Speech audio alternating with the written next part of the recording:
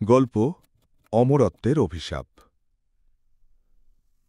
তার নাম ছিল রিহান, বয়স ২৫। দেখতে সাধারণ, কাজ করত একজন দোকানদার হিসেবে। কিন্তু তার ভেতরের অন্ধকারটা দিনের আলোয় দেখা যেত না। ছোটবেলা থেকে রিহান ছিল মৃত্যুভীত। বাবার মৃত্যুর পর তার মধ্যে একটা ভয় জন্ম নেয়, আমি একদিন মরে যাব। এই চিন্তাটাই ধীরে ধীরে তাকে পাগল করে তোলে। সে বই পড়ে, লোকমুখে শোনা গল্প কুড়ায়, পুরনো মাজার, শ্মশান, জাদুকরদের খোঁজ করে। সে বিশ্বাস করতে শুরু করে কালো জাদু দিয়ে অমর হওয়া সম্ভব। ঘৃণ্য চুক্তি।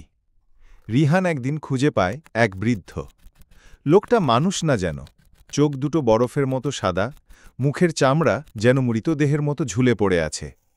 লোকটা বলে, তুই যদি অমর হতে চাস তাহলে তোর বংশের রক্ত দিতে হবে, নিজের শরীর নয়, নিজের সন্তান। রিহান তখন সদ্য বাবা হয়েছে। এক রাতে বাচ্চাটার মা ঘুমিয়ে পড়লে সে শিশুটিকে নিয়ে পেছনের গোরস্থানে যায়। গর্ত খোঁড়ে মাটির নিচে একটি লাল জাদুর চক্র এঁকে শিশুটিকে সেটার মধ্যে রাখে। তারপর এক ছুরি দিয়ে সে গলা কাটে। শিশুটির চোখ খোলা ছিল।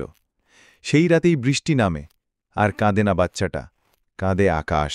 অমরত্ব না, অভিশাপ। বৃদ্ধ তাকে বলে, মন্ত্র শুরু হচ্ছে, তোর শরীর পুড়বে, এরপর শক্তি আসবে। কিন্তু কিছু একটা ভুল হয়।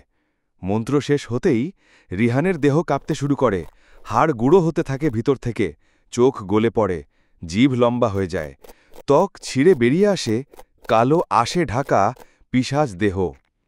সে চিৎকার করে বলে, তুই তো বলেছিলি আমি অমর হব।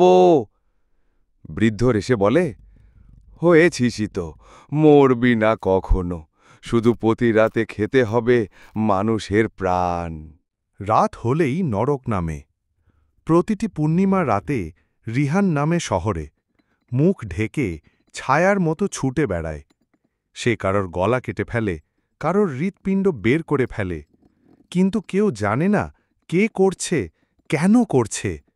সকালে শুধু শোনা যায়, কারোর চোখ নেই, কারোর দেহে রক্ত নেই। লোকেরা বলে, এটা দানব নয়, এটা অমরতা চাওয়া এক অভিশপ্ত আত্মা। শেষ বিচার, মৃত্যুর ফিরে আসা। 10 বছর পর একজন তান্ত্রিক তার পিছু নেয়। সে জানত রিহান অমর, কিন্তু অভিশাপের নিয়ম আছে। যে তার সন্তানকে হত্যা করে সে তারই ছায়ার সামনে দাঁড়ালে ধ্বংস হয়। এক পূর্ণিমা রাতে রিহানকে ফাঁদে ফেলে এক আয়নার ঘরে নিয়ে যাওয়া হয়। আয়নায় দেখা যায় সে শিশুটি কাঁদছে। রিহান চোখ নামাতে পারে না, তার শরীর কাঁপে। হঠাৎ ছায়া থেকে একটি ছোট হাত বেরিয়ে আসে, গলা চেপে ধরে তাকে, জিভ কেটে নেয়, চোখ তুলে ফেলে। রিহান শুধু একবার বলে, আমি তো শুধু বাঁচতে চেয়েছিলাম।